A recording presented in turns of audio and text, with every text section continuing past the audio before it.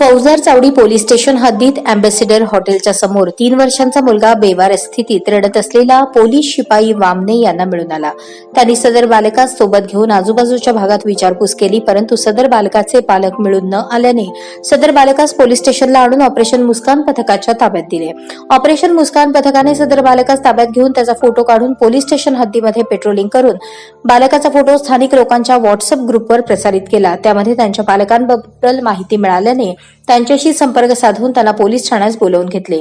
सदर पालकांचे आधार कार्ड बघून सर्व खात्री करून बालक कायदेशीर पालकांच्या ताब्यात देण्यात आले असून बालकाचे नाव स्वराज प्रशांत गवळी, वय वर्ष 3 असे खात्रीपूर्वक करून पालक प्रशांत चंद्रकांत गवळी, राहणार यशनगर, सोलापूर यांच्या ताब्यात देण्यात आले. सदरचे बालक ऑपरेशन मुस्कान पथकाने केलेल्या प्रयत्नामुळे अवघ्या 4 तासात कायदेशीर पालकांच्या ताब्यात देण्यात आले.